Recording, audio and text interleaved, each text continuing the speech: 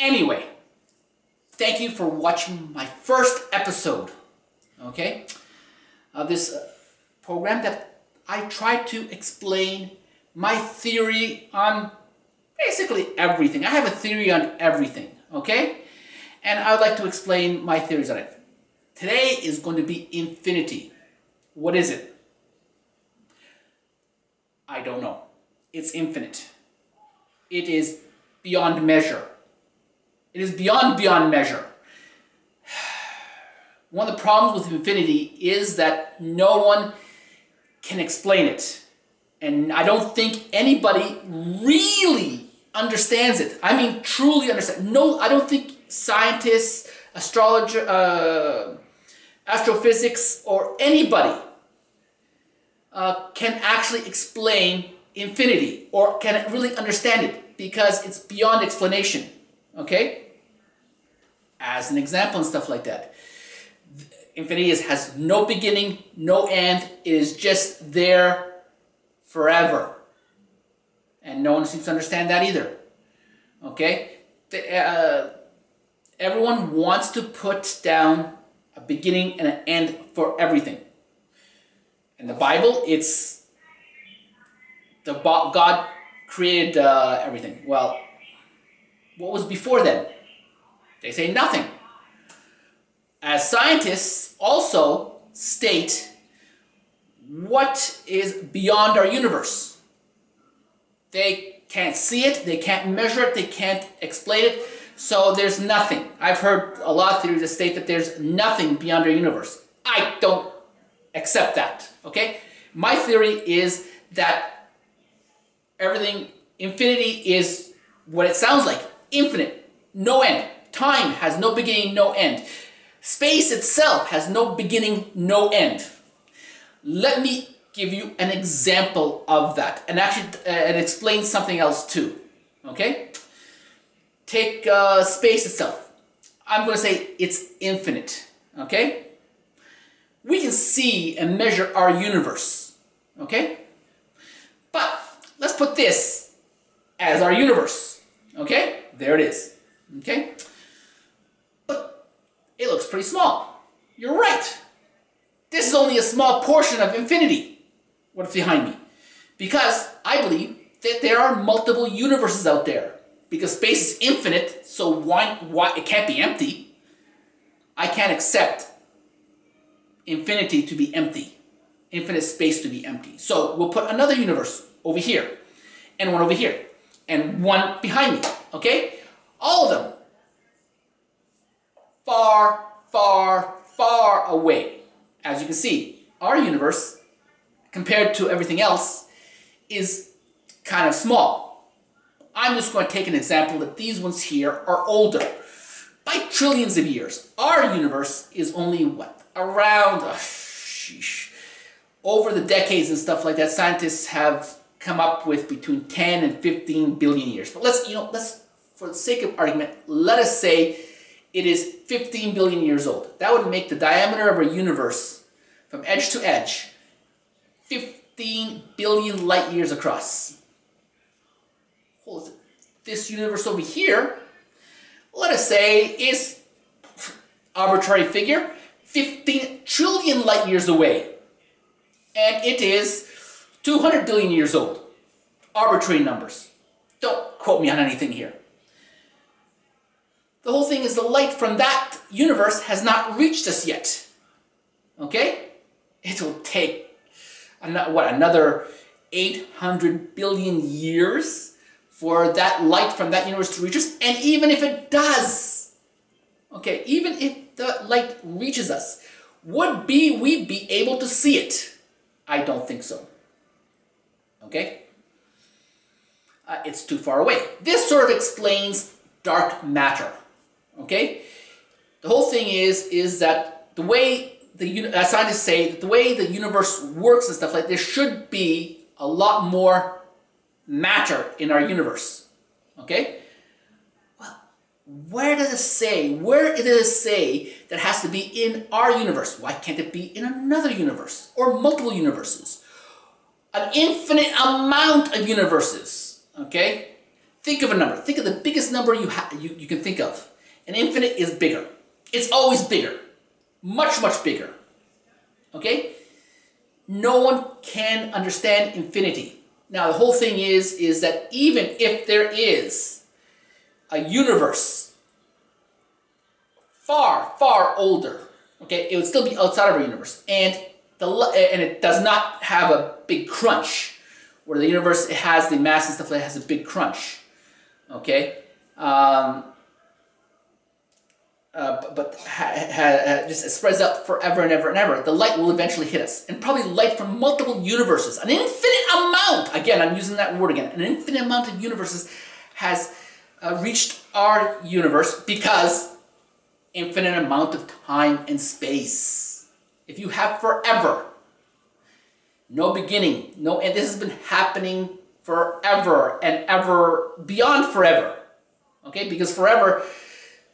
Actually, I can't even use forever, because forever, you assume that there's a beginning. Okay? And that forever will end someday. No! Infinity means no beginning, no end. I can't explain it any better than that. Okay? Because there is no explanation for infinity. It's a sign. And we think we understand it, but we cannot. Okay? But let's get back to the point and stuff like that. The light would be from so far away from this universe that expanded forever. By the time it reached us, it'd be so faint. Our most powerful telescopes could not see it. Okay? And there would probably be universes where they've expanded forever because they happened hundreds of trillions of years ago, or billions of trillions of years ago, or trillions and trillions and trillions of years ago. As we count time, again, an infinite amount of time.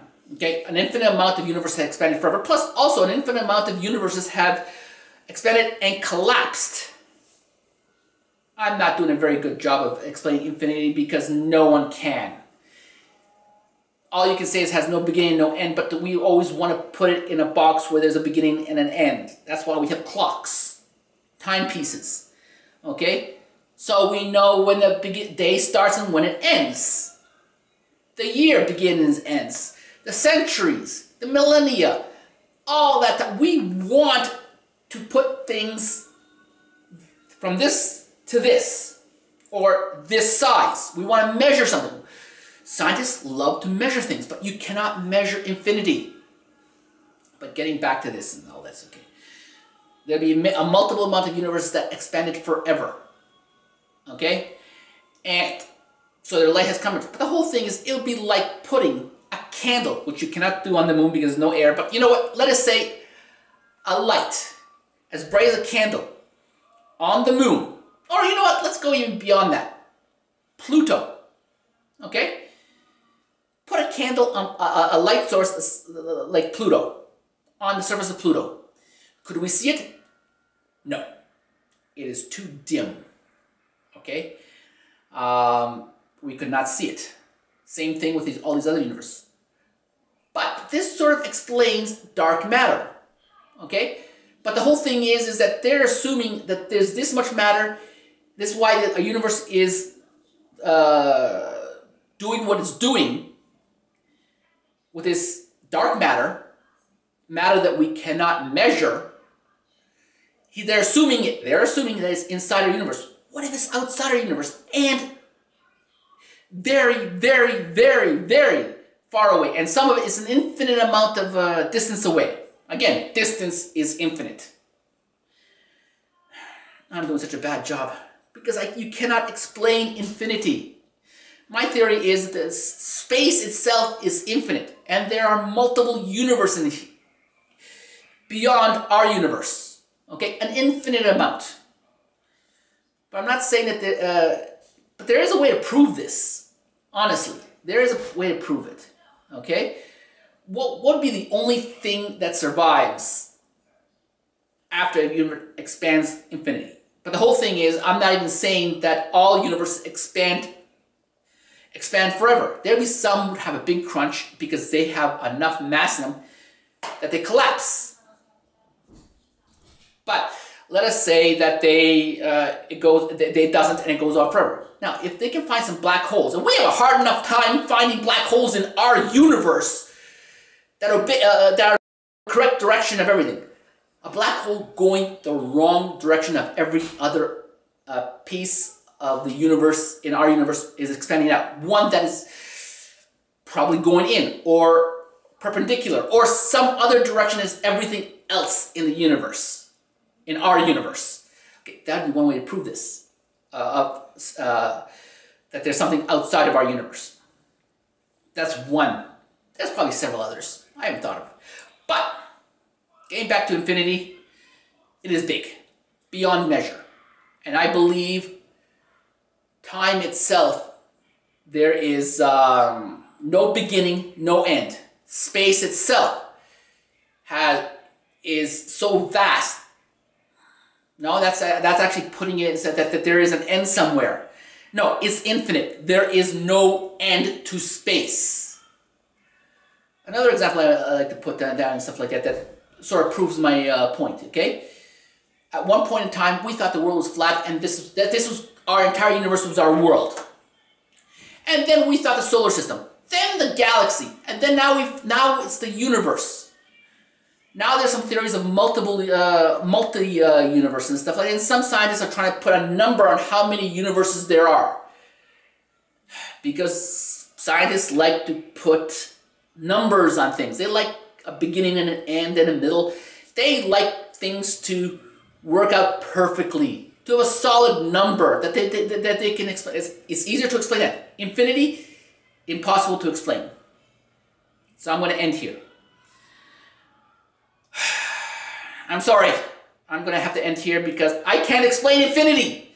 No one can explain infinity. I don't think anybody on the planet can really understand infinity. Because it's infinite. Our minds can't grasp it. Even someone who has an IQ of 1,000, which there's nobody on the planet, I think the highest is I think 240 IQ. Okay, let's say that person, that mathematician, he's a mathematician, and he has an IQ of somewhere around 100, 220, 240, something like that, I forget.